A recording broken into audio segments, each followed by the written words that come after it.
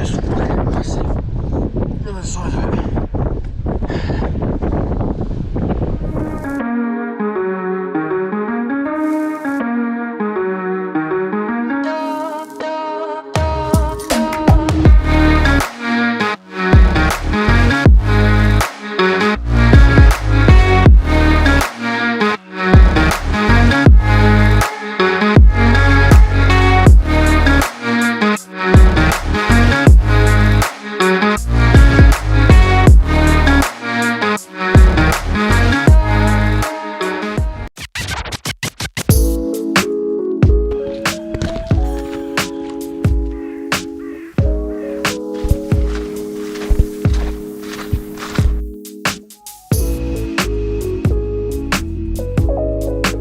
Okay, the spot I've arrived at today, I didn't expect it to be good viz today, but I expected a little bit better than what it is currently.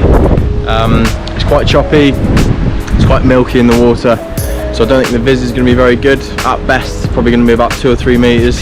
So I'm going to get kitted up now and we'll have a little look what's around.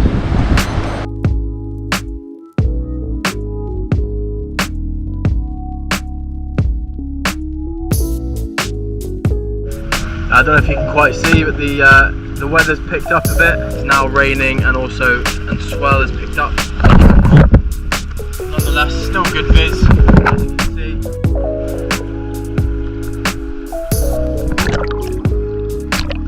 We're just going to go out a little bit further now to a couple of little holes and where I caught most of my bass, to be honest, this year.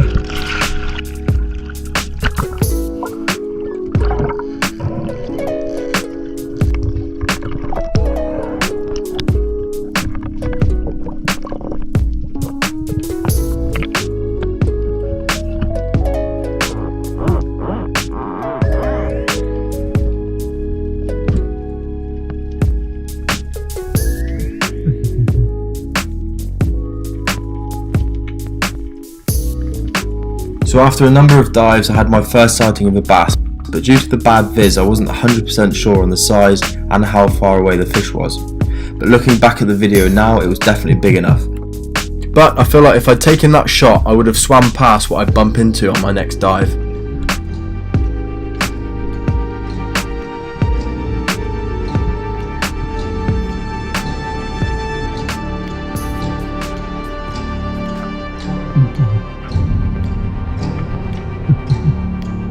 Still on the search for bass, I dived down onto a sand patch. I recognised exactly where I was at this point, knowing that directly in front of me was a large crack or hole which normally holds a lobster or two.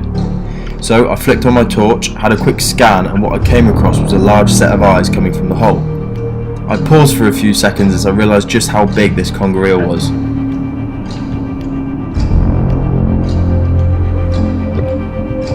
I went back to the surface and prepped myself, as I knew exactly what I was letting myself into. Congers have the tendency to lock themselves into their holes and can be very difficult to get out. Not only that, once you manage to get them out, they can be very aggressive. So before pulling the trigger, I made sure that I lined up a good holding shot just behind the eyes.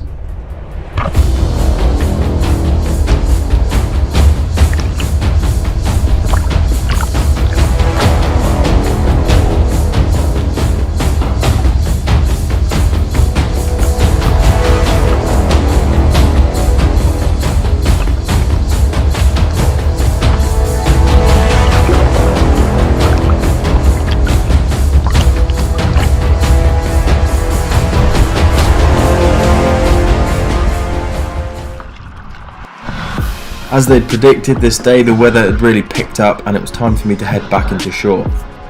Well, I've just managed to get it back onto the rocks, back to shore. Stupidly, I didn't think. Obviously, I've got to walk 20 minutes now back to the car, and this thing, I'm not even kidding it. I don't know how much it weighs. It must be at least 20 kilos. But obviously, I'll be interested to weigh it because it is very heavy. Bearing in mind I'm 6'1" in height and this conger eel is taller than me stood upright.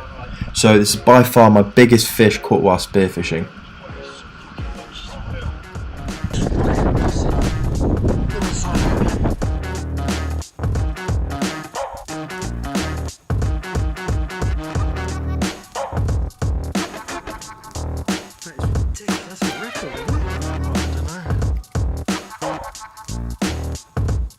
Knowing the rough weight of the fish from hauling up the side of the cliffs, I was very excited to get back and weigh the fish.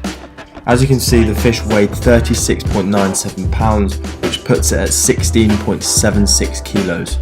So despite what most people think about congers, they're actually really good to eat. If you can get over the fact that they're quite scary and they look like dragons, I suppose, and they're very slimy, you'll really enjoy it. I'm going to cook up the conger in part 2 of this video, and if you've got any recipe ideas or any little tips, I'll be very grateful. So just leave them in the comment section down below and I'll quickly read through them before cooking the conger. Also, for a little competition, I suppose, if you can guess exactly what was in the conger's stomach, so what the conger had been eating, and the exact quantity, I'll send something either spearfishing related for Christmas, or maybe a bottle of wine or something in the post. Obviously sanitized because of COVID. As usual, thank you very much for watching. If you enjoyed it, give it a thumbs up, and if you've got any questions relating to this video or any other videos, please leave them in the comment section down below and I'll try and get back to you as soon as I can. If you're new to the channel, please subscribe and don't forget to turn the notification bell on. It's completely free to do so, it will just inform you when I release a new video. I really appreciate the support, so thank you very much.